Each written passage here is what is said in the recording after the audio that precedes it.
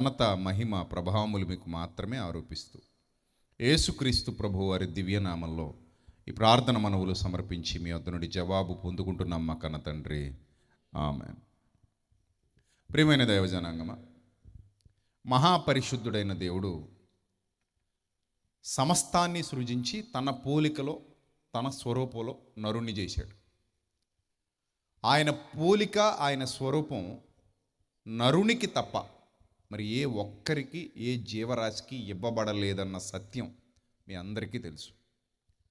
కేవలం ఒక్క నరునికి మాత్రమే ఆయన పోలిక ఇవ్వబడింది, ఆయన స్వరూపం ఇవ్వబడింది. మరి ఏ ఇతర జీవరాశులకు ఆయన పోలిక ఇవ్వబడలేదు, ఆయన స్వరూపం ఇవ్వబడలేదు.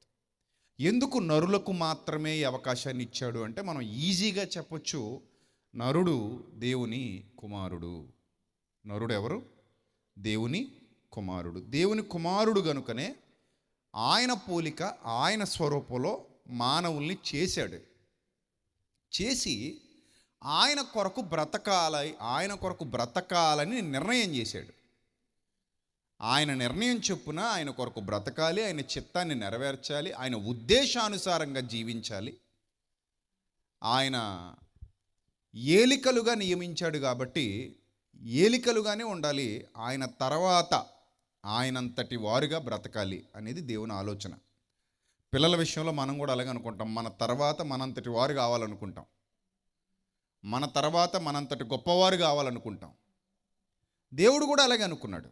నా పిల్లలు గొప్పవారు కావాలి, నా పిల్లలు ఉన్నతంగా ఉండాలి, నా పిల్లలు చక్కటి ఆలోచనతో స్థిరపరచబడాలి, నా పిల్లలు జ్ఞానవంతులు కావాలి, నా పిల్లలు వివేకవంతులు కావాలి, నా పిల్లలు నేనున్న మహాలోకానికి వచ్చి దేవదూతలకు కూడా తీర్పు తీర్చేటువంటి న్యాయాధిపతులు ఆ స్థానాన్ని సంపాదించుకోవాలి.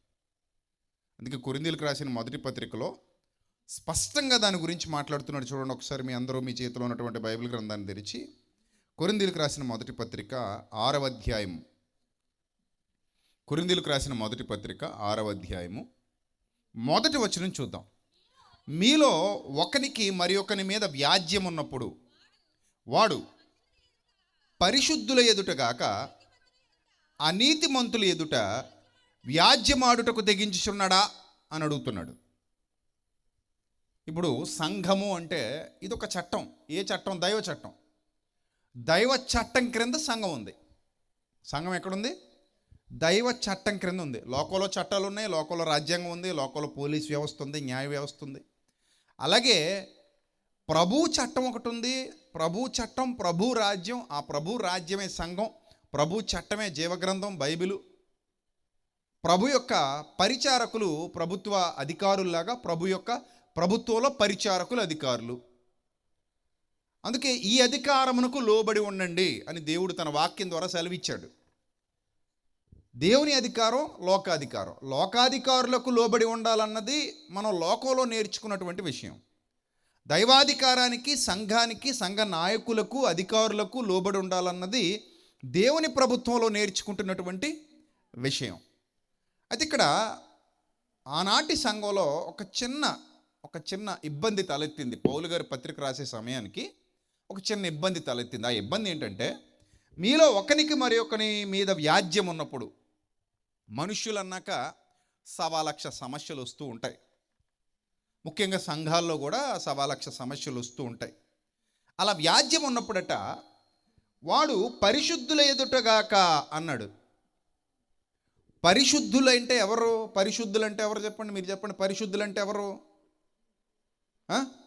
క్రీస్తునందు కడుగబడి, క్రీస్తునందు విశ్వాసముంచి, దేవుని చట్టానికి మనస వాచ కర్మేన పూర్తిగా సంపూర్ణంగా నేను దేవుని చట్టానికి లోబడుతున్నాను అని చెప్పే ప్రతి ఒక్కరిని దేవుడు ఏమంటున్నాడంటే పరిశుద్ధులు, క్రీస్తును పోలి నడుచుకునేవారు, క్రీస్తును ధరించుకున్నవారు, ఆయన చట్టానికి సంపూర్ణంగా విధేయత కనపరుస్తున్నవారు, లోబడుతున్నవారు పరిశుద్ధులు అని పిలువబడుతున్నారు.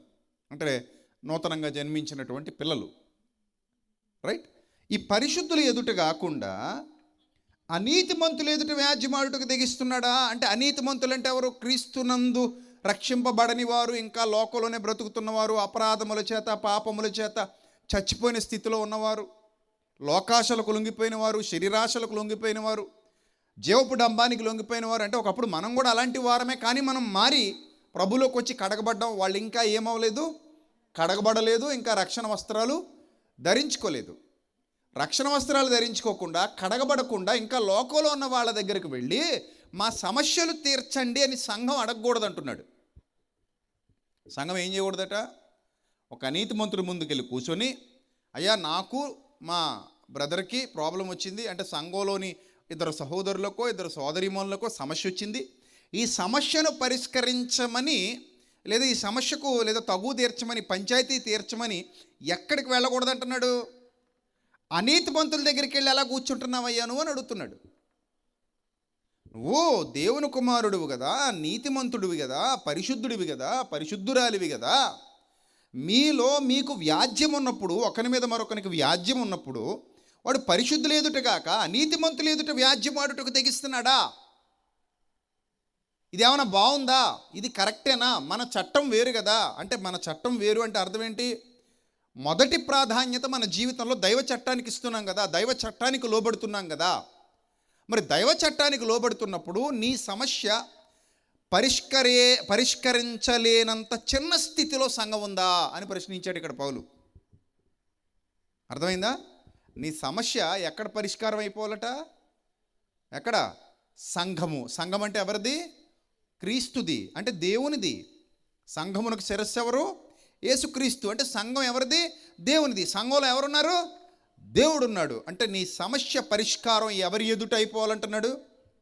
దేవుని ఎదుట అయిపోవాలి. ఎందుకంటే ఇద్దరు పరిశుద్ధులకు వచ్చింది సమస్య, ఇద్దరు విశ్వాసులకు వచ్చింది సమస్య.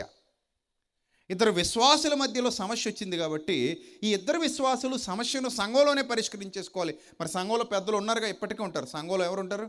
పెద్దలు ఉంటారు. వాళ్ళు పరిశుద్ధులు, క్రీస్తునందు కడగబడినటువంటి పరిశుద్ధులు. అలాగే సంఘంలో నాయకులు ఉంటారు, సంఘంలో అధికారులు ఉంటారు, సంఘంలో జ్ఞానాన్ని బోధించే వాళ్ళు ఉంటారు. సంఘము అనగానే దేవుని ప్రభుత్వంలో ఒక భాగం, దేవుని చట్టంలో ఒక భాగం. అలాంటి విశిష్టత దేవుడు సంఘానికి ఆపాదించాడు. అలాంటి విశిష్టత దేవుడు సంఘానికి కల్పించాడు. గనుక మీరు అనీతిమంతుల ఎదుట వ్యాజ్యమాడుటకు తెగించొద్దు. మీ వ్యాజ్యం ఎక్కడ తేలిపోవాలంటున్నాడు? పరిశుద్ధుల ఎదుట తేలిపోవాలి అని 2వ వచనంలో ఒక విలువైన సమాచారాన్ని మళ్ళీ సంఘానికి ఇచ్చాడు. ఏమనంటున్నాడంటే, పరిశుద్ధులు లోకానికే తీర్పు తీర్చుదురని మీరు ఎరుగరా అన్నాడు. ఎంత గొప్ప ఆధిక్యత, ఎంత గొప్ప ఆధిక్యత. సంఘమా మీరు గుర్తించాలి, ఇక్కడ ఉన్న వాళ్ళందరూ గుర్తించాలి, బాప్తిస్మం పొందిన పిల్లలందరూ గుర్తించాలి, దేవునిలో ఎదుగుతున్న బిడ్డలందరూ గుర్తించాలి. మీకు దేవుడిచ్చినటువంటి ఆధిక్యత ఏంటంటే, మీరు ఎవరికి తీర్పు తీరుస్తారట? చెప్పండి, ఎవరికైనా ఉంది అక్కడ? పరిశుద్ధులు లోకమునకు తీర్పు తీర్చుదురని మీరు ఎరుగరా అన్నాడు. అంటే దీని అర్థం ఏంటి? లోకం అంటే ఎవరు? ఇంకా రక్షణలోనికి రానివారు, ఇంకా సత్యాన్ని ఎరుగనివారు, ఇంకా దేవుని జ్ఞానానికి విధేయత కనపరచని వారు, దేవుని జ్ఞానానికి లోబడని వారు, ఇంకా పాపపు జీవితంలో ఆ అపరాధాలలో చచ్చి బ్రతుకుతున్న వాళ్ళు ఎవరైతే ఉన్నారో, భయం భక్తి లేకుండా జీవిస్తున్న వాళ్ళు ఎవరైతే ఉన్నారో, ఆ మూఢత్వంలో అంధకారంలో కాలం గడుపుతున్న వాళ్ళు ఎవరైతే ఉన్నారో, వాళ్ళను దేవుడు తీర్పు తీర్చడానికి నీ చేతికి అప్పగిస్తాడట. మీరు ఎవరికి తీర్పు తీర్చాడట? లోకమునకు. పరిశుద్ధులు లోకమునకు తీర్పు తీర్చుదురని మీరు ఎరుగరా? మీకు తెలీదా? మీరు పరిశుద్ధులు, మీరు ఎవరికి మీరు లోకానికి తీర్పు తీరుస్తారు. మీరు మీ వలన లోకానికి తీర్పు జరగవలసి ఉండగా ఎంత గొప్ప ఆధిక్యత ఇది! మీ వలన ఎవరికి జరగాలి తీర్పు? లోకానికి తీర్పు జరగాలి. ఉదాహరణకి యోనా నినివే పట్టణానికి వెళ్తున్నాడు. ఎందుకో తెలుసా? ఎందుకు వెళ్తున్నాడు? తీర్పు తీర్చటానికి. యోనా నినివే పట్టణానికి ఎందుకు వెళ్ళాడు? తీర్పు తీర్చడానికి. ఇదేంటిది? తీర్పు ఎక్కడ తీర్చాడు అనుకుంటున్నారా? అవును, తీర్పు జరిగేది దేవుని వాక్యం ద్వారానే. మీరు ఆ విషయాన్ని ఒకసారి గమనించాలంటే చూడండి, యోహాను సువార్త. తీర్పు దేని ద్వారా జరుగుతుందో ఒక చక్కటి వివరణ ఇస్తున్నాడు ఇక్కడ చూడండి. యోహాను సువార్త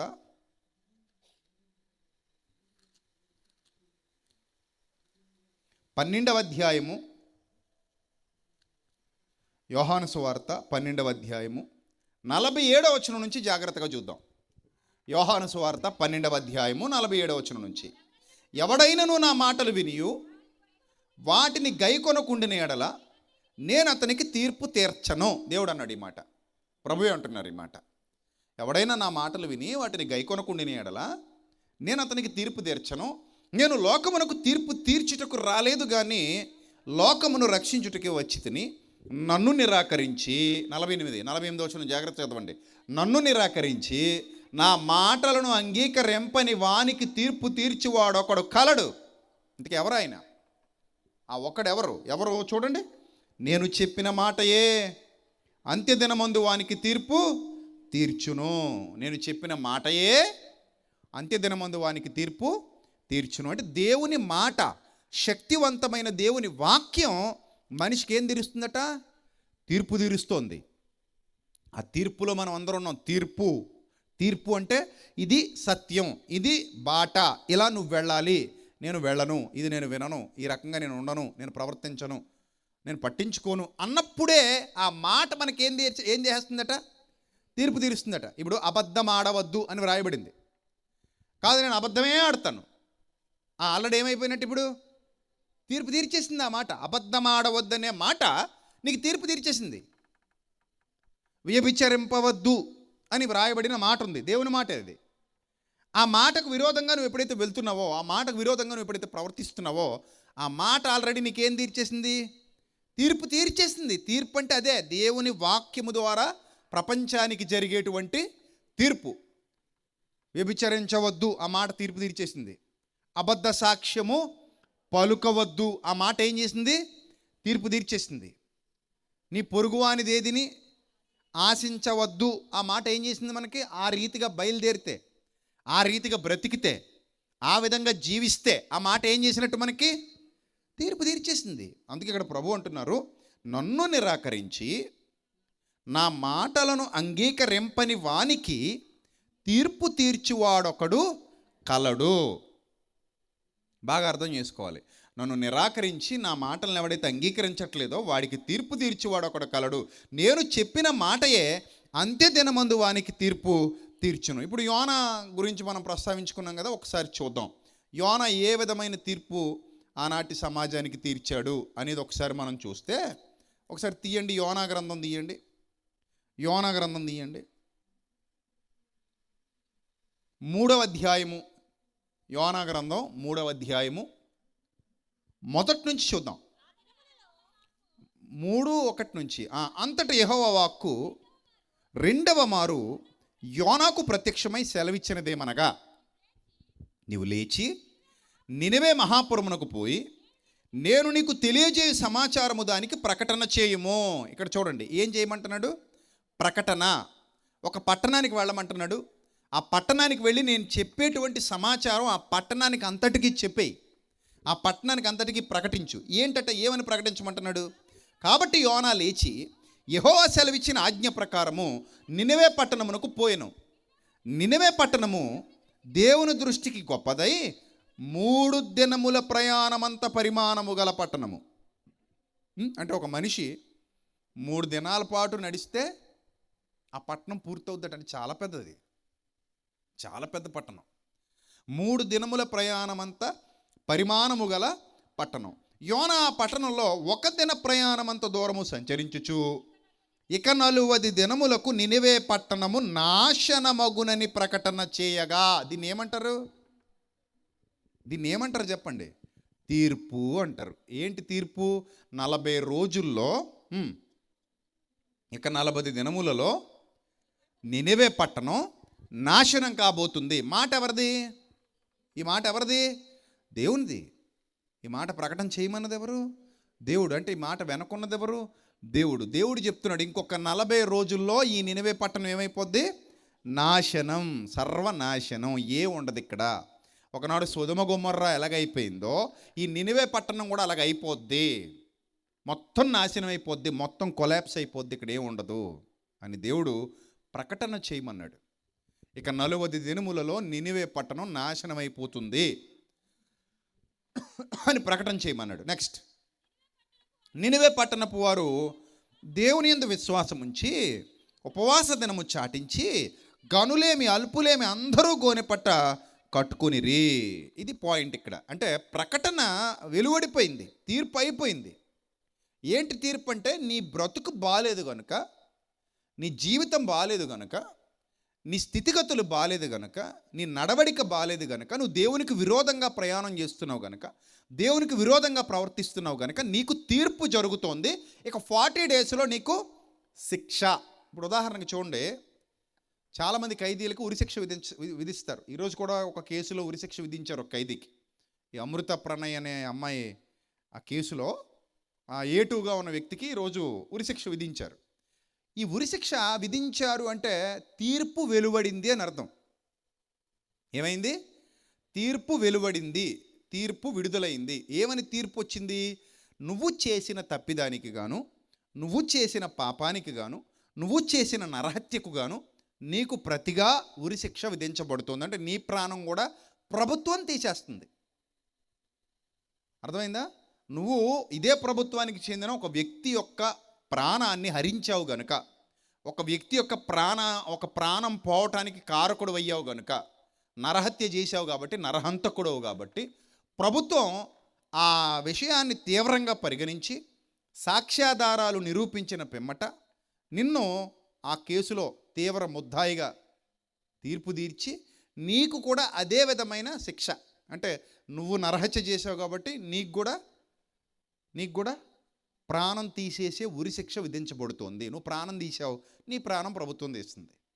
నువ్వు ఒక వ్యక్తి ప్రాణం తీసావు, నీ ప్రాణం ఇప్పుడు ఎవరు తీస్తున్నారు? ప్రభుత్వం తీసేస్తుంది. సో ఆ విధంగా నీకు శిక్ష విధించబడుతోంది. తీర్పు అయిపోయింది. ఏమైంది? తీర్పు అయిపోయింది. నెక్స్ట్ ఏంటి? చచ్చిపోవడమేనా? ఇంకేమైనా ఉందా? చచ్చిపోవడమేనా? ఇంకేమైనా ఉందా? చెప్పాలి. చచ్చిపోవడమేనా? ఇంకేమైనా ఉందా? ఎస్, చచ్చిపోవడమే. కాకపోతే ఇంకొక ఆప్షన్ ఏంటంటే పై కోర్టుకి వెళ్ళటం. ఎక్కడికి వెళ్ళటం? పై కోర్టుకి. అంటే పై కోర్టుకి ఎందుకు వెళ్తారు మీరు చెప్పండి? పై కోర్టుకి ఎందుకు వెళ్తారు? ఏమైనా అవకాశం ఉంటే ఆ పైన ఉన్న జడ్జి గారు ఇంకా జాగ్రత్తగా పరిశోధన చేసి ఏమైనా మా ప్రాణం పోకుండా కాపాడతారేమో అన్న ఆశతో ఎక్కడికి వెళ్తారు? పై కోర్టుకి వెళ్తారు. అంటే ఇక్కడ మాకు న్యాయం జరగలేదు, ఇక్కడ మమ్మల్ని మోసం చేశారు, ఇక్కడ సాక్ష్యాలు తారుమారు చేశారు, లేదా జరగంది జరిగినట్టు చూపించేసి ఏదో మసిపూసి మారేడికే చేశారు. సో కాబట్టి మాకు ఇంకా మెరుగైన న్యాయం కావాలి, పై కోర్టుకి. ఏమండి? ఇంకా మెరుగైన న్యాయం కావాలి. మరి ఇంత పై కోర్టుకి అలా ఎక్కడి దాకా వెళ్ళొచ్చు అంటే సుప్రీంకోర్టు దాకా వెళ్ళొచ్చు. ఇంకా వన్స్ సుప్రీంకోర్టు దాకా వెళ్ళిపోయిన తర్వాత కూడా ఇదే విధంగా తీర్పు వచ్చింది అనుకోండి, ఏ విధమైన మార్పు లేదనుకోండి, ఈ జడ్జి ఆ జడ్జి ఆ పైన ఉన్న జడ్జి కూడా అదే తీర్పు ఇచ్చేశారనుకోండి, అప్పుడు ఖచ్చితంగా ఇప్పుడు ఏం చేయాలి? ఉరిశిక్ష అమలు చేస్తారు. అప్పుడు కూడా ఒక ఆప్షన్ ఉంది. ఆ ఆప్షన్ ఏంటంటే రాష్ట్రపతి క్షమాభిక్ష పెట్టడం. రాష్ట్రపతి దగ్గరికి వెళ్ళి పిటిషన్ పెట్టుకొని, అయ్యా నా పరిస్థితి ఇది, నేను ఇంత తప్పు చేశాను, నేను మారు మనసు పొందాను, సో కాబట్టి నాకు క్షమాభిక్ష కావాలి, నేను మంచిగా మారదాం అనుకుంటున్నాను, మళ్ళీ సమాజంలో నీతిగా బతుకుదాం అనుకుంటున్నాను, నేను ఇతరులకు హాని చేయకుండా కీడు చేయకుండా నీతిగా బతుకుదాం అనుకుంటున్నాను, నాకు ఒక అవకాశం ఇప్పించండి అని ప్రాధేయపడితే, ఒకవేళ రాష్ట్రపతి గారికి క్షమాభిక్ష పెడితే ఈ ఉరిశిక్ష మళ్ళీ ఏం చేస్తారు? రద్దు చేస్తారు. అంటే తీర్పు అయిపోయింది. తీర్పు అయిపోయిన తర్వాత కూడా ఏమొచ్చింది ఇక్కడ? ఇప్పుడు మనం చెప్పిన ఉదాహరణలో క్షమాభిక్ష వచ్చింది. మీకు అర్థం అవ్వాలి నా పాయింట్. తీర్పు అయిపోయాక కూడా ఏమొచ్చింది? క్షమాభిక్ష వచ్చింది. ఇన్ ద సేమ్ సెన్స్ యోనా తీర్పు తీర్చేశాడు. ఏమని తీర్పు తీర్చేశాడు? ఇక 40 దినములకు నినెవే పట్టణము నాశనమవుతుంది అని ఏం చేసేసాడు? డిక్లేర్ చేసి ప్రకటించేశాడు. డిక్లరేషన్ అయిపోయింది. డిక్లేర్ చేశాకనే ప్రకటన చేశాడు. ఇక 40 డేస్లో ఈ నినెవే పట్టణం మొత్తాన్ని దేవుడు కొలాప్స్ చేసేయబోతున్నాడు, ఇక్కడ ఏం మిగలదో మొత్తం నాశనం అని చెప్పేశాడు. తీర్పు అయిపోయింది. తీర్పు అయిపోయాక వాళ్ళు మారుమనసు పొంది, వాళ్ళు పాపక్షమాపణ కోసం వేడుకొని ప్రాధేయపడి ఉపవాస దినం చాటించి అందరూ కూడా గోనెపట్ట కట్టుకొని ప్రార్థన చేస్తూ ఏడుస్తూ ఉపవాస ప్రార్థనలో నిమగ్నమై ఉండగా రాజుతో సహా అందరూ దేవుని యందు భయభక్తులు కలిగి, అయ్యా మా తప్పులు మేము క్షమించండి, మేము పాపులం, మా తప్పు మన్నించండి, మా పాపాన్ని క్షమించండి అని పాపాన్ని ఒప్పుకొని ఎప్పుడైతే వాళ్ళు దేవుని దగ్గర వేడుకున్నారో, దేవుడు వాళ్ళ పాపాన్ని ఏం చేశాడు? క్షమించాడు.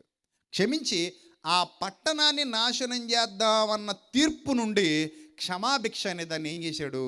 అనుగ్రహించాడు. ఆ పాయింట్ మీకు అర్థమైందా? అంటే ఇప్పుడు తీర్పు తీర్చే అధికారం ఎవరికి ఇచ్చాడు? ఇక్కడ మనుష్యుడికి ఇచ్చాడు. ఆ మనుష్యుడి పేరేంటి? యోనా. ఇన్ ద సేమ్ సెన్స్ క్రొత్త నిబంధనకు వచ్చాక కూడా తీర్పు తీర్చే అధికారం ఎవరికి ఇచ్చాడంటే సంఘానికి ఇచ్చాడు. ఇప్పుడు మీకు అర్థం కావాలి కాబట్టి ఇవన్నీ తిప్పి తీసుకొచ్చాను మిమ్మల్ని. ఇప్పుడు మళ్ళీ కొరింథీయులకు రాసిన మొదటి పత్రిక 6వ అధ్యాయము, కొరింథీయులకు రాసిన మొదటి పత్రిక 6వ అధ్యాయము 2వ వచనం. ఇప్పుడు చదవండి, నేను చక్కగా అర్థమవుద్దా మీకు.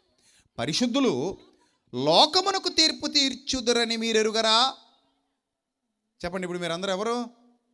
మీరందరూ ఎవరు? లోకానికి తీర్పు తీర్చే సామర్థ్యం కలిగిన తీర్పరులు. ఎవరి పక్షాన? దేవుని పక్షాన.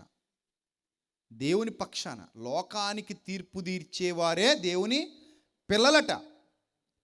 ఎంత గొప్ప స్థానం అది! సామాన్యమైన స్థానం అది. ఎంత గొప్ప ఉన్నతమైన స్థానాన్ని దేవుడు తన పిల్లలకి ఇచ్చాడు. ఉన్నతమైన స్థానాన్ని సంఘానికి ఇచ్చాడు. మీరు లోకమునకు తీర్పు తీర్చవలసిన వారు అని చెబుతూ 2వ లైన్ అంటాడు, మీ వలన లోకమునకు తీర్పు జరగవలసి ఉండగా, మీ వలన లోకమునకు తీర్పు జరగవలసి ఉండగా మిక్కిలి అల్పమైన సంగతులను గూర్చి తీర్పు తీర్చుటకు మీకు యోగ్యత లేదా? చూసారా? అంటే ఇప్పుడు సమస్య సంఘంలోనిదైతే ఆ సమస్యను సంఘంలో పరిష్కరించే యోగ్యత మీకు లేదా? ఆ సమస్యను అక్కడే తేల్చేసి సెట్ చేసే యోగ్యత మీకు లేదా? ఉందా లేదా? చెప్పండి, ఉందా లేదా? ఉంది. కానట చాలామంది సమస్య సంఘంలోని వ్యక్తుల మధ్యకు వచ్చినా కూడా ఎక్కడికి వెళ్ళి పంచాయతీ పెట్టుకుంటారు? చెప్పండి, ఎక్కడికి వెళ్తారు? లోకస్తుల దగ్గరికి పోతారు. ఎవరో పెద్దలు ఉంటారు, లోకల్ అధికారులు ఉంటారు. వాళ్ళ దగ్గరికి వెళ్ళి కూర్చుంటారు కట్టుకొని ఇలాగా. వాళ్ళకి వాక్యం తెలుసా? తెలీదు. వాళ్ళకి ఏమైనా దేవుని జ్ఞానం తెలుసా? తెలీదు. వాళ్ళు ఏమైనా క్రీస్తునందు కడగబడిన వారా? కాదు. క్రీస్తులో పవిత్రీకరించబడిన వారా? కాదు. వాళ్ళలో క్రీస్తు ప్రేమ, భయం, భక్తి ఏమైనా ఉన్నాయా? లేవు. అయినా కూడా సంఘంలోని 2 వ్యక్తులు వెళ్ళి ఎవరి ముందు తీర్పు తీర్చమని కూర్చుంటున్నారట? లోకస్తుల ముందు తీర్పు తీర్చమని సిగ్గుచేటు అంటున్నాడు దేవుడు. సిగ్గుచేటిది. మీరు సిగ్గుపడాలి. ఎందుకంటే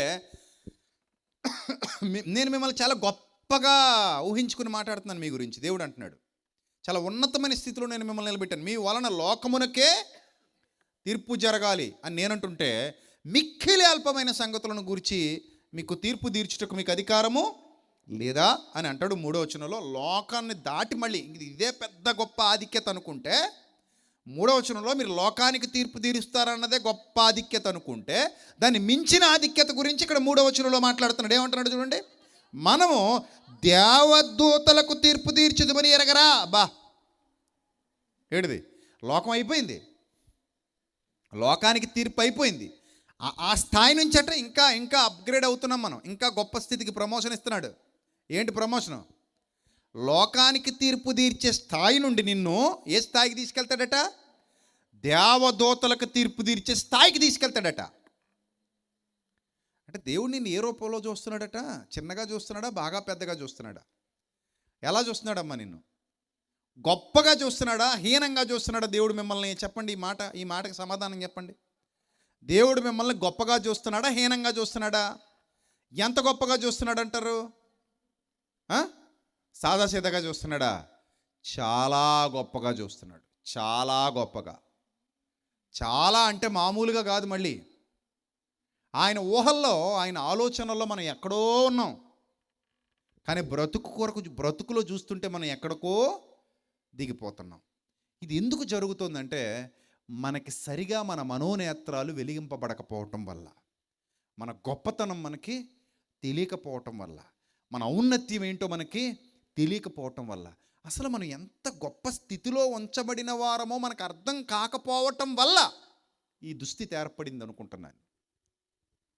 నిజమే, మీరు ఏంటో మీరు గుర్తించలేకపోయారు.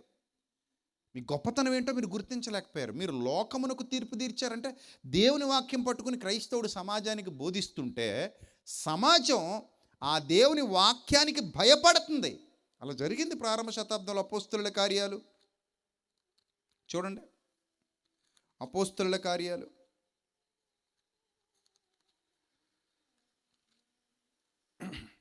24వ అధ్యాయము.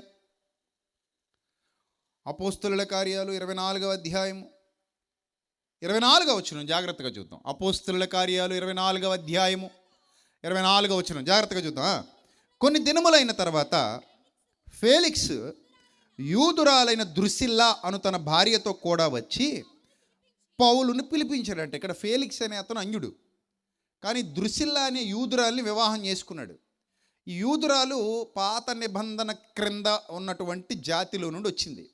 కానీ ఇతడు, ఈ ఫేలిక్స్ అనే అతడు రోమా సామ్రాజ్యానికి చెందినటువంటి ఒక అన్యజనుడు, అన్య విశ్వాసాలలో నుండి వచ్చినవాడు. ఈ అన్య విశ్వాసాల నుండి వచ్చినవాడు యూదురాల్ని పెళ్లి చేసుకున్నాడు.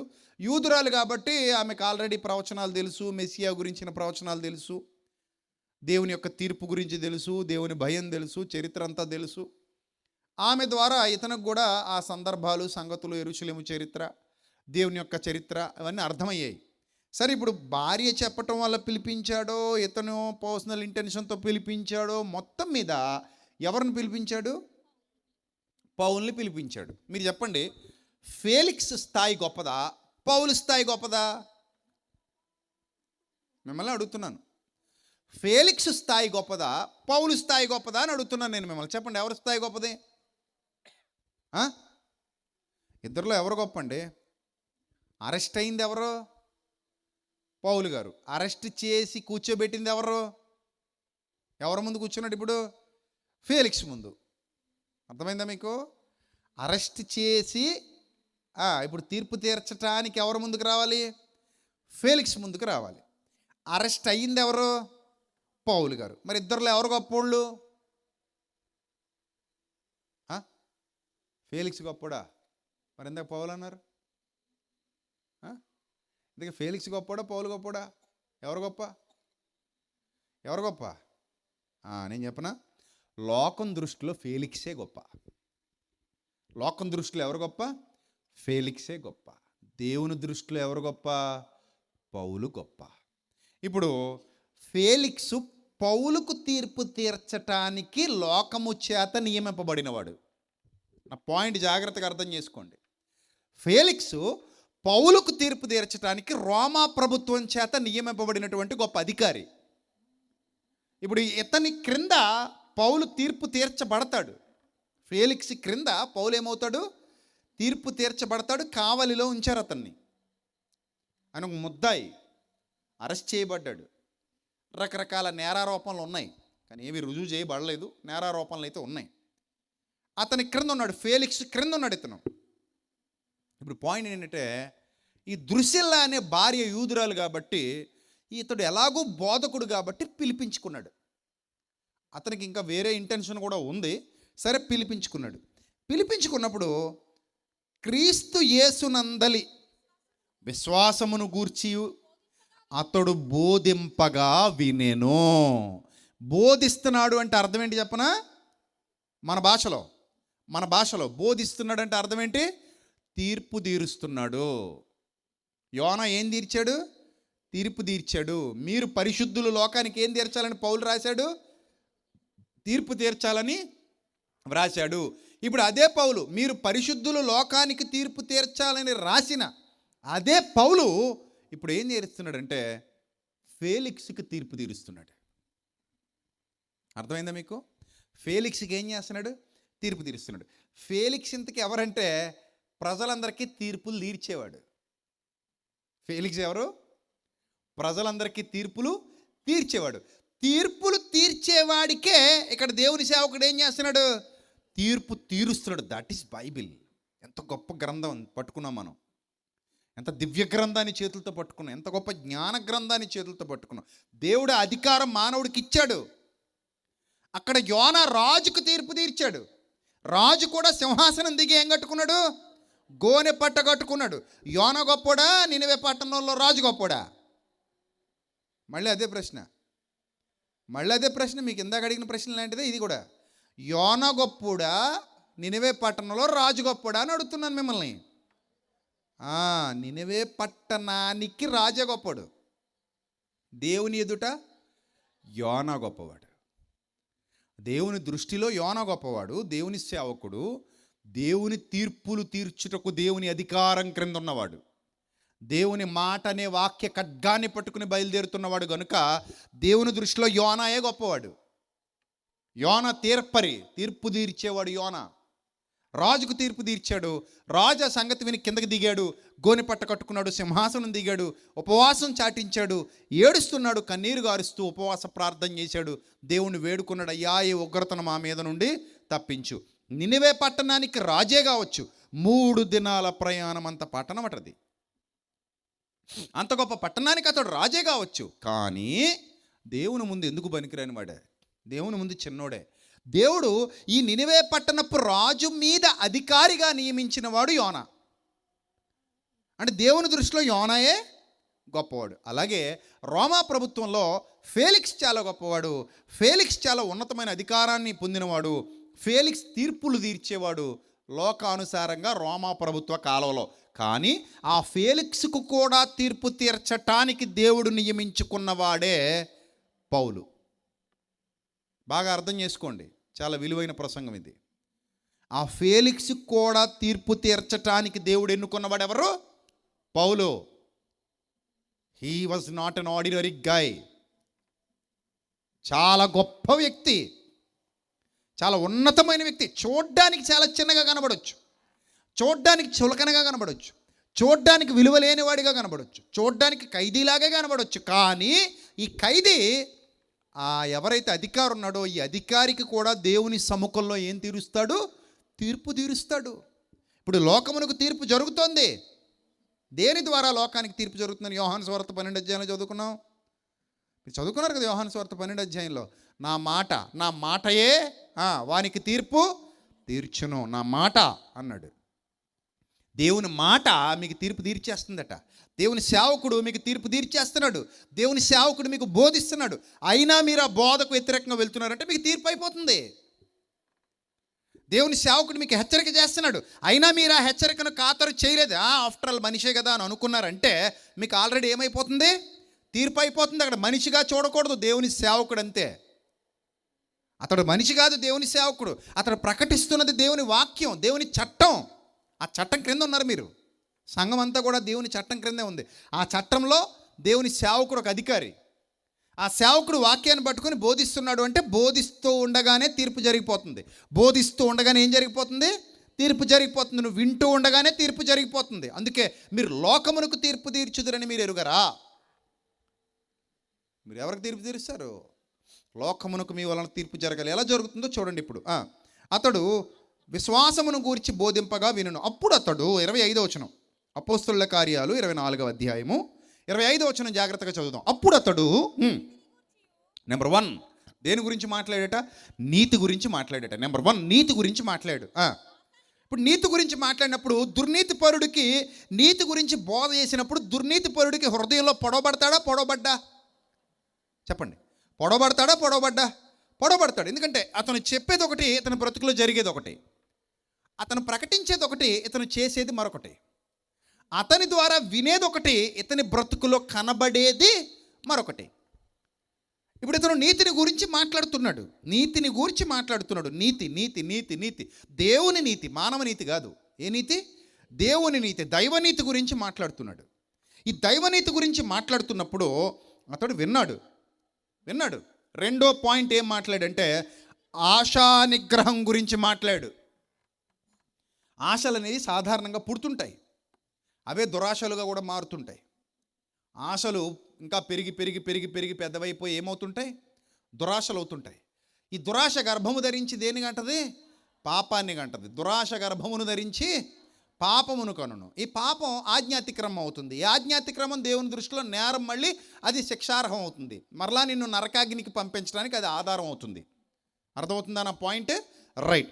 ఇప్పుడు ఆశా నిగ్రహం గురించి ఎవరికి బోధిస్తున్నాడట? ఫేలిక్స్కి. నీతి గురించి ఎవరికి బోధిస్తున్నాడు? ఫేలిక్స్కి. ఇప్పుడు ఫేలిక్స్ నీతిలో ఉన్నాడా, దుర్నీతిలో ఉన్నాడా? దుర్నీతిలో ఉన్నాడు. చూడండి ఎంత విచిత్రంగా ఉండదంటే ఈ సందర్భం చదువుతున్నప్పుడు. ఒక ఖైదీ ఒక అధికారికి తీర్పు తీరుస్తున్నాడు. చరిత్రలో వింతైన సంఘటన. ఒక ఖైదీ ఒక అధికారికి తీర్పు తీరుస్తున్నాడు. వాస్తవానికి ఇతడు సంకెళ్లతో బంధింపబడిన ఖైదీ. ఇతనికి శిక్ష విధించడానికి పైనున్న అధికారి ఫేలిక్స్. కానీ ఆ ఫేలిక్స్ దేవుని మాట వినటానికి ఎప్పుడైతే సిద్ధపడ్డాడో, దేవుని సేవకుడు బోధించే బోధ వినటానికి ఎప్పుడైతే సిద్ధపడ్డాడో, సీన్ మొత్తం రివర్స్ అయిపోయింది. సీన్ మొత్తం రివర్స్ అయిపోయి అతని స్థానంలోనికి ఇతను వచ్చాడు, ఇతని స్థానంలోనికి అతను వెళ్ళాడు. సింహాసనం ఒకటి తక్కువ అంతే. కనిపించని అదృశ్య సింహాసనం పౌలుకుంది. ఏ సింహాసనం ఉంది పౌలుకి? అదృశ్య సింహాసనం మీద నిలబడి తీర్పు తీరుస్తున్నాడు. ఒక అదృశ్య సింహాసనం అంటే దేవుని యొక్క సన్నిధి, దేవుని శక్తి, దేవుని న్యాయదండము, దేవుని రాజదండము. తీర్పు తీర్చుటకు పౌలు పట్టుకున్న రాజదండం దేవుని రాజదండం. అది దేవుని రాజ్యానికి సంబంధించిన రాజదండం. దేవుని చట్టం, దేవుని న్యాయదండం అనగా దేవుని వాక్యం. ఇది అతని హృదయంలో ఉంది. అలాగే అంతర్లీనంగా ఆయనను అనుసరిస్తున్న, ఆయనను వెంబడిస్తున్న ఆత్మ, పరిశుద్ధాత్మ శక్తి కలిగి ఉన్నాడు. ఆ శక్తితో తీర్పు తీరుస్తున్నాడు. తీర్పరిగా నిలబడ్డాడు. ఇప్పుడు ఎదురుగా కూర్చుని వాక్యం వింటున్నటువంటి ఫేలిక్స్ ఆ తీర్పుకు లోబడుతున్నాడు. నీతిని గురించి మాట్లాడాడు. అతనిలో ఉన్న దుర్నీతి దానికి వ్యతిరేకంగా ఉంది కనుక పొడవబడుతున్నాడు. ఆశా నిగ్రహం గురించి మాట్లాడు, కానీ దురాశలతో నింపబడ్డాడు కనుక ఏమవుతున్నాడు? పొడవబడుతున్నాడు. మూడవదిగా దేని గురించి మాట్లాడు? రాబోయే విమర్శను గూర్చి ప్రసంగించుచుండగా. అంటే ఇంకా పూర్తి అవ్వలేదు ప్రసంగం. రాబోయే విమర్శ. దుర్నీతికి దురాశకి కట్టుబడిన ఓ ఫేలిక్సు, దుర్నీతికి దురాశకి లోబడిపోయిన ఓ ఫేలిక్సు, రాబోయే ఉగ్రతను నువ్వు ఎలా తప్పించుకోగలుగుతావయ్యా? రాబోయే ఉగ్రత నుండి నిన్ను ఎవడు విడిపిస్తాడు? ఒక భయంకరమైన ఉగ్రత దినం రాబోతుంది. అది చాలా ప్రమాదకరమైనది, అది చాలా ఘోరమైనది, అది చాలా చాలా చాలా భయానకమైన పరిస్థితి కనబరచబోతోంది. అలాంటి ఒక దుస్థితికి నువ్వు వెళ్ళబోతున్నావు. అప్పుడు నువ్వు ఏడుస్తావు, పండ్లు కొరుకుతావు. ఎంత ఏడ్చినా ఆ యొక్క దినము నుండి నువ్వు తప్పించుకొని పారిపోలేవు, ఎక్కడికి పోలేవు. అది దేవుని ఉగ్రత దినం, అది ప్రచండమైన ప్రళయాగ్ని దినం, అదొక భయానకమైన దినం. ఆ దినమున ప్రతివాడు రొమ్ము కొట్టుకోవాలి. ఆ దినమున ప్రతివాడు ఏడవాలి, కన్నీరు గార్చాలి. అయ్యో అయ్యో అయ్యో, నేను ఎందుకు ఇలాంటి తప్పిదం చేశాను, నేను ఎందుకు ఇలాంటి దుస్థితిలో ఉన్నాను, నేను ఎందుకు ఇలాంటి బుద్ధిహీనమైన ఆలోచన కలిగి ఉన్నాను, ఎందుకు ఇలాంటి కఠినమైన హృదయాన్ని కలిగి ఉన్న రోజు అందరూ కూడా రొమ్ము కొట్టుకుని ఏడుస్తారట. రొమ్ము కొట్టుకొని. అలాంటి ఒక ప్రమాదకరమైన దినం పరిస్థితి రాబోతుంది, జాగ్రత్త అని విమర్శ దినమును గూర్చి, రాబోవు విమర్శను గూర్చి. ఆ విమర్శలో నువ్వు కూడా ఉంటావు ఫేలిక్సు. ఆ విమర్శలో నువ్వు ఎక్కడికి తప్పించుకోలేవు. ఇప్పుడంటే సింహాసనం మీద ఉన్నావు కాబట్టి డోకా లేదనుకుంటున్నావు. ఇప్పుడు సింహాసనం మీద ఉండి చిల్లర నీ రాజ్యాంగ ప్రకారంగా, అంటే నీ లోక సంబంధమైన రాజ్యాంగ ప్రకారంగా, నీ రోమా ప్రభుత్వ రాజ్యాంగ ప్రకారంగా తప్పులు చేసిన వాళ్ళందరికీ నువ్వు కూడా అదే తప్పులు చేస్తూ ఉన్నా కూడా వాటిని కప్పిపెట్టేసుకుని కింద ఉన్న అమాయకులందరికీ నువ్వేం చేస్తున్నావు? తీర్పులు తీరుస్తున్నావు, శిక్షలు విధిస్తున్నావు. కానీ దేవుని వాక్యం అంటోంది నువ్వు నేరస్తుడివని. దేవుని వాక్యం నేను పట్టుకుంటుంది నువ్వు నేరస్తుడివని. దేవుని వాక్యం చెబుతోంది నీవు దుర్నీతిలో ఉన్నావని, నీవు దురాశలలో ఉన్నావని. గనుక నీ దుర్నీతికి, నీ దురాశకి విమర్శ జరగబోతోంది. ఇది పౌలు గారి ప్రసంగం. నీ దుర్నీతికి, నీ దురాశకి ఏం జరగబోతోంది? విమర్శ జరగబోతోంది. ఒకానొక దినాన నువ్వు విమర్శలో నిలబడాలి. లోకం నిన్ను వదిలేయచ్చు, లోకం నుంచి నువ్వు తప్పించుకోవచ్చు, కానీ ఒకానొక దినాన నువ్వు ఎక్కడ నిలబడాలి? విమర్శలో నిలబడాలి. ఒక విమర్శ దినం రాబోతుంది అని ప్రసంగించాడట. ఎప్పుడైతే తను ఇలా ప్రసంగించాడో ఫేలిక్స్ హృదయం లోపల మిగుల భయం కలిగింది. చూసారా? అంటే తీర్పు జరిగిందా? చెప్పండి, జరిగిందా జరగలేదా? తీర్పు జరిగింది. ఎవరు తీర్చారు తీర్పు? దేవుని సేవకుడు తీర్చాడు.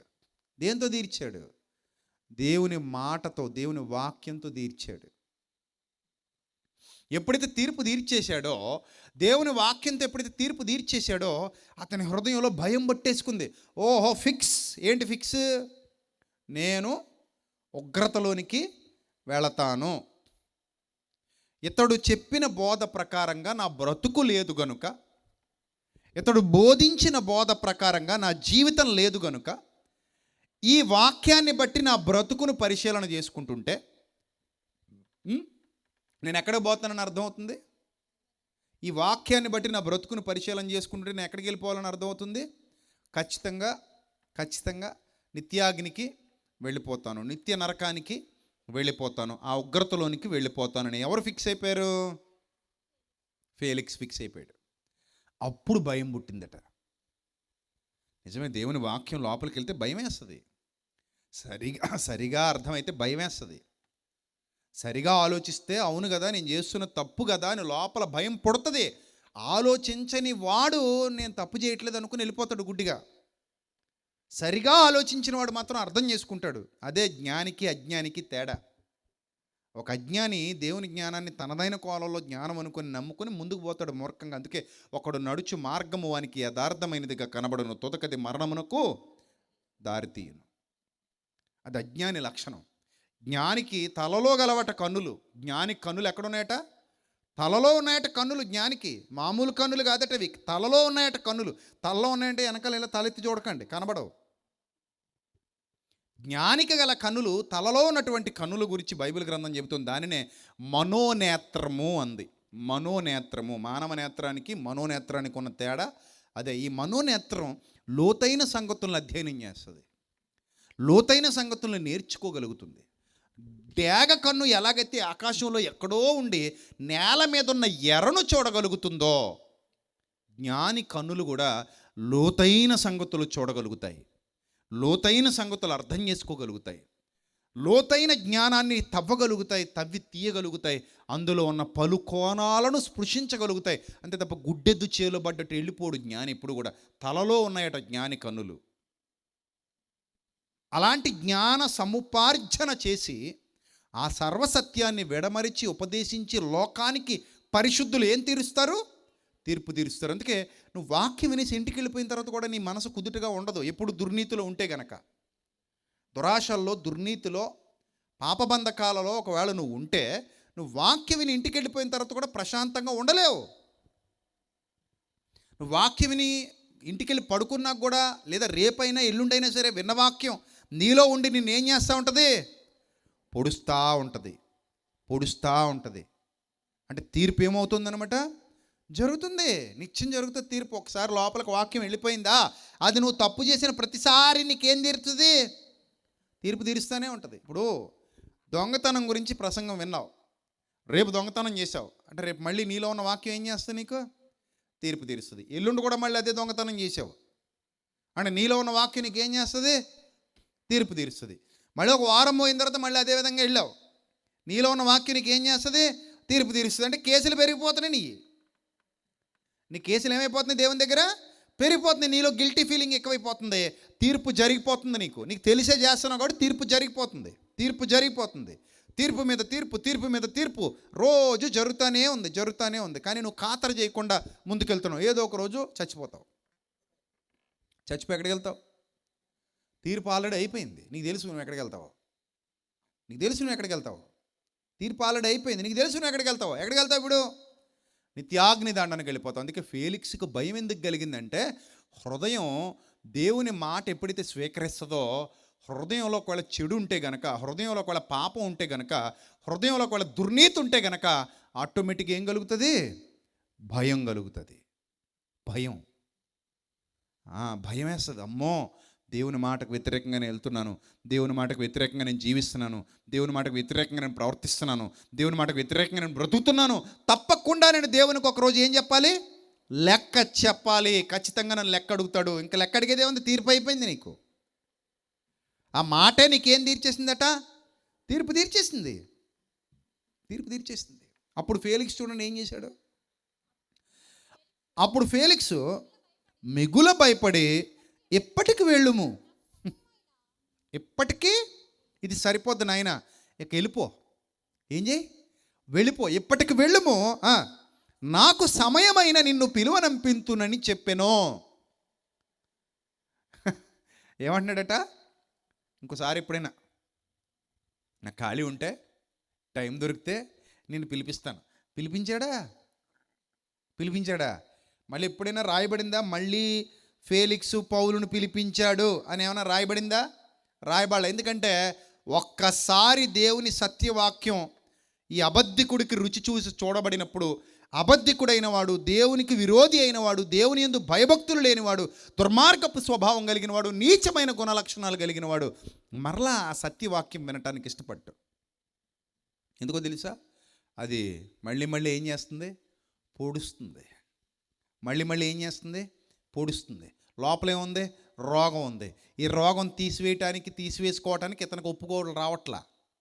ఇతనేమో రోగంలోనే ఉండాలనుకుంటున్నాడు, కానీ వాక్యం ఏం చేస్తుంది? పొడుస్తుంది. అందుకే దేవుడు కూడా చాలా సందర్భాల్లో ఇస్కరియోతుకు కూడా తీర్పు అయిపోయింది. ఇస్కరియోతు యోధ, ప్రభువా నేనా అని అడిగాడంటే అందరితో పాటు కూర్చొని. మీలో ఒకడు సాతాను, ఒకడు నన్ను అప్పగిస్తాడు అని ప్రభు చెప్తున్నారు. భోజన బల్ల, ప్రభు బల్ల అందరూ కూర్చుని ఉండగా అప్పుడు వాడు అంటున్నాడు కదా, ప్రభు కాళ్ళు కడిగిన తర్వాత, ప్రభు వాడి పాదాలు కడిగాడు.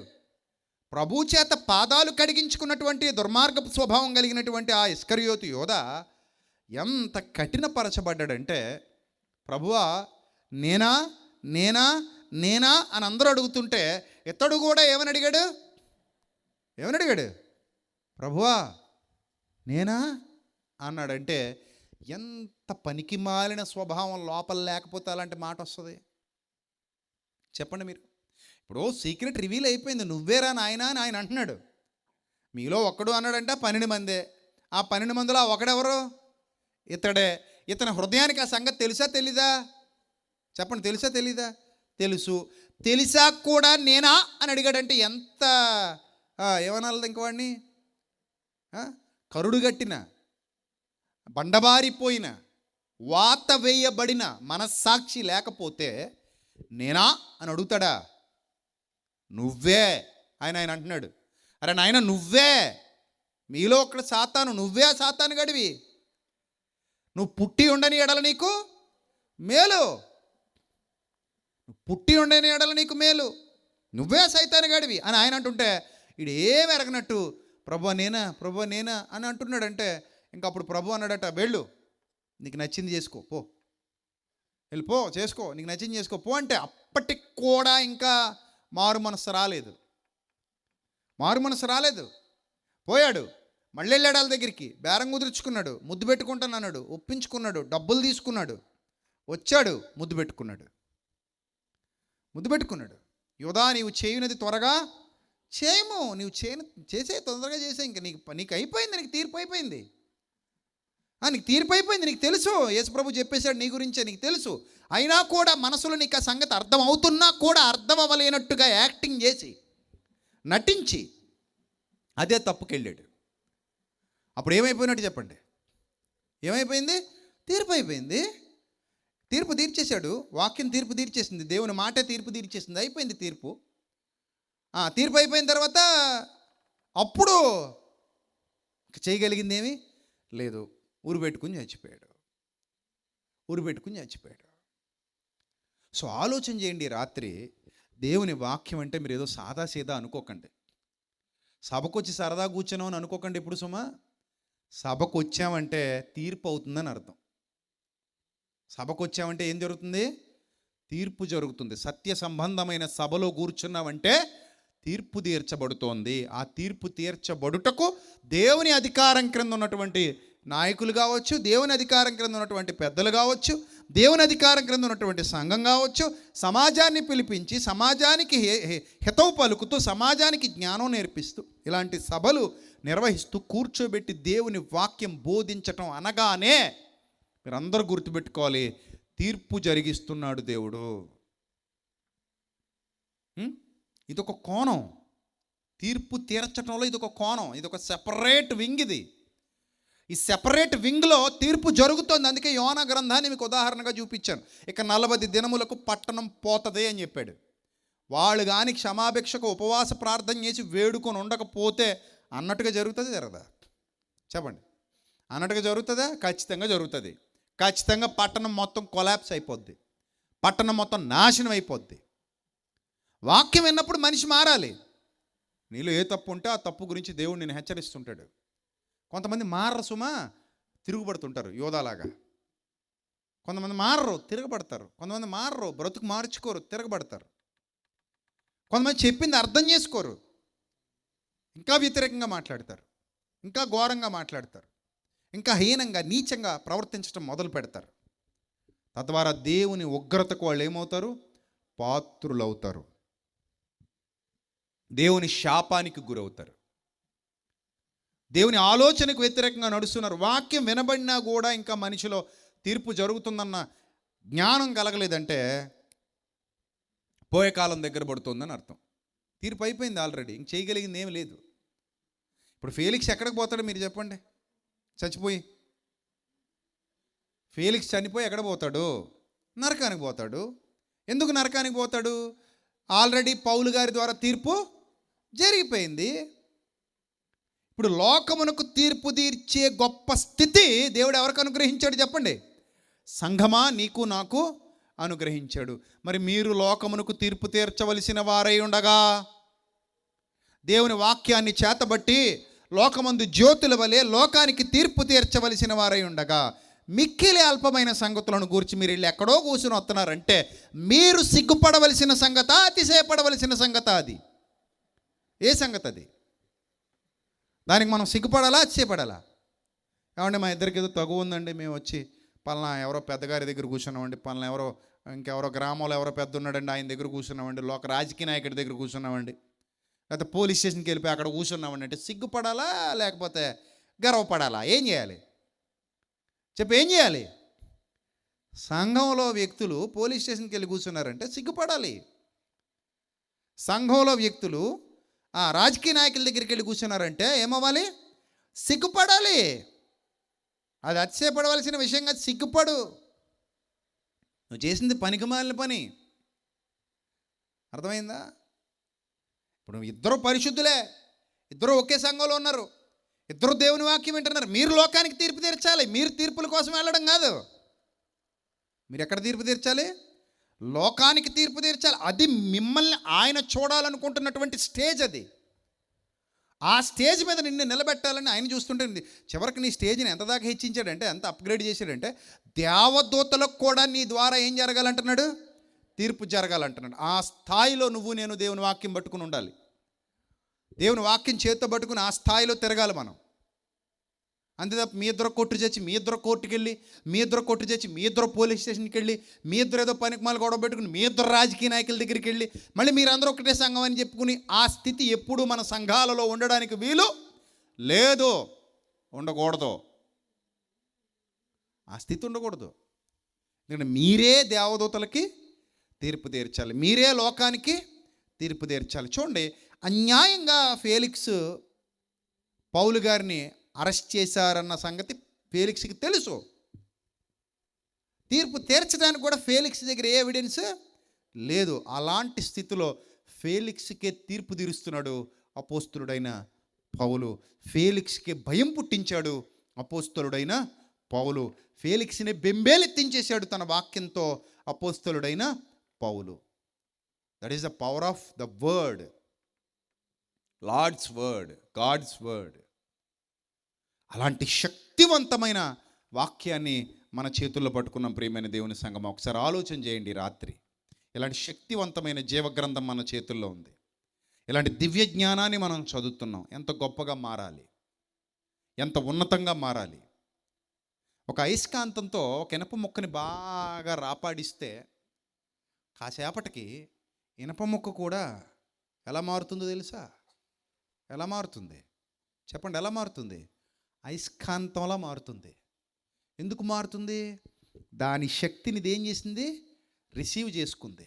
ఆ అయస్కాంతపు శక్తిని ఇనప మొక్క రాపాడించటం వల్ల, రెండింటిని రుద్దటం వల్ల అదే క్షేత్రాన్ని ఇది కూడా తీసుకుని ఒక అయస్కాంత క్షేత్ర వలయాన్ని ఏర్పాటు చేసుకుంది. ఇది కూడా ఇంకొక చిన్న ఇనప మొక్కను ఏం చేయగలుగుతుంది? ఆకర్షించగలుగుతుంది. మరి నేను నిన్ను అడుగుతున్నాను ఈ రాత్రి సూటిగా, దేవునితో అంటుకట్టబడ్డావు నువ్వు. ఏమయ్యావు? దేవునితో అంటుకట్టబడ్డావు, దేవునితో ఏకమయ్యావు, దేవునితో జతపరచబడ్డావు. మరి ఆయన శక్తికి తగినట్టుగా, ఆయన జ్ఞానానికి తగినట్టుగా, ఆయన గొప్పతనానికి తగినట్టుగా ఆయన నీ నుంచి కోరుకుంటున్న ఆ అత్యున్నత స్థానం, ఎంత అత్యున్నత స్థానాన్ని దేవుడు నీకు ఇవ్వాలనుకుంటున్నాడు. అత్యున్నత సింహాసనంపై ఆసీనుడైన దేవుడు అత్యున్నత స్థానాన్ని నీకు నాకు ఇవ్వాలనుకుంటున్నాడు. దానికి తగ్గట్టుగా మన బ్రతుకుందో లేదో మలుచుకోవాలి, చూసుకోవాలి, పరీక్షించుకోవాలి. ఈ రాత్రి, రేపు ఎల్లుండి కూడా మనం మరిన్ని జ్ఞాన సంగతులు వినబోతున్నాం. అయితే ఈరోజు మొదటి రోజు రాత్రి ఒకసారి స్వపరీక్ష చేసుకోండి, ఆత్మ విమర్శ చేసుకోండి. మనం తీర్పుకు గురయ్యే విధంగా ఉన్నామా? తీర్పు తీర్చే స్థాయికి ఎదుగుతున్నామా? తీర్పు తీర్పించుకునే స్థితిలోనే ఉన్నామా? తీర్పు తీర్చగలిగే సామర్థ్యం సొంతం చేసుకుంటున్నామా అనేది ఈ రాత్రి మీరందరూ పరీక్షించుకోండి ప్రియమైన దేవుని సంగమా. అప్పుడు మీకు ఒక జవాబు దేవుని వాక్యం నుండే లభిస్తుంది. అప్పుడు మీ హృదయం దానికి అనుకూలంగా స్పందిస్తే మీలో మార్పు మొదలవుతుంది. మీరు హ్యాపీ, మీకు ఏ ప్రాబ్లం లేదు. దేవుని కృపలో కట్టబడతారు, దేవుని దయలో వర్ధిల్లుతారు, మీరు బాగుంటారు, మీ సంఘాలు బాగుంటాయి, మీ కుటుంబాలు బాగుంటాయి, మీ జీవితాలు బాగుంటాయి, నిత్య జీవం వరకు వెళతారు. మీకు ఏ ఇబ్బంది లేదు. దేవుడు మిమ్మల్ని తప్పకుండా చేర్చుకుంటాడు, మిమ్మల్ని ఆశీర్వదిస్తాడు, దీవిస్తాడు, బలపరుస్తాడు, స్థిరపరుస్తాడు. లేదు దానికి వ్యతిరేకంగా ఏమైనా ఒకవేళ రిపోర్ట్ వచ్చింది అనుకోండి, మాటలు విన్న తర్వాత దేవుని వాక్యంలో నుండి వెంటనే మీరు మారు మనస్సు పొందాల్సిన అవసరం ఉందని గుర్తించాలి. వెంటనే మిమ్మల్ని మీరు సరిదిద్దుకోవాల్సిన అవసరం ఉందని గుర్తించాలి. మిమ్మల్ని మీరు బాగు చేసుకోవాల్సిన అవసరం ఉందని గుర్తించాలి. ఇది ఎంతైనా అవసరం అని గుర్తించాలి. అర్థమైందా? లేదంటే విమర్శ దినమున మరింత తీవ్రమైన స్థితిలోనికి మనం వెళ్ళిపోవాల్సి వస్తుంది. జాగ్రత్త యవనస్తులారా, యవనస్తులైన దేవుని పిల్లలారా, అక్క చెల్లెమ్మల అన్నదమ్ములు అందరికీ చెప్తున్నాను, జాగ్రత్త. మనం తీర్పు తీర్చవలసిన వారమే తప్ప తీర్పు తీర్చించుకోవలసిన వాళ్ళం కాదు. తీర్పుకు నిలబడవలసిన వాళ్ళం కాదు, తీర్పు తీర్చవలసిన వాడు. అలాంటి శక్తిని దేవుడు మనకి ఇచ్చాడు, అలాంటి సామర్థ్యాన్ని మనకు దేవుడు ఇచ్చాడు. ఎక్కడైనా సరే దేవుని వాక్యం చేతబట్టి వాదించి ఒప్పించగలిగే శక్తి సామర్థ్యాలు దేవుడు మనకు అనుగ్రహించాడు. వాటిని బట్టి అతిశయించండి, వాటిని బట్టి ఆనందించండి, మిమ్మల్ని మీరు పరీక్షించుకోండి. రేపెల్లుండి మరిన్ని మహాజ్ఞాన సంగతులు నేర్చుకుందాం. ఇదే వేదికను ఆశ్రయించి దేవుని జ్ఞానాన్ని సంపాదించుకుందాం. దేవుని కృప ద్వారా మీతో పాటు అనేకులను వెంట పెట్టుకుని రండి. రేపు ఇంకా త్వరగా రండి. అర్థమైందా? This is not good time. ఇది సరి అయిన సమయం కాదు వాక్యం వినటానికి.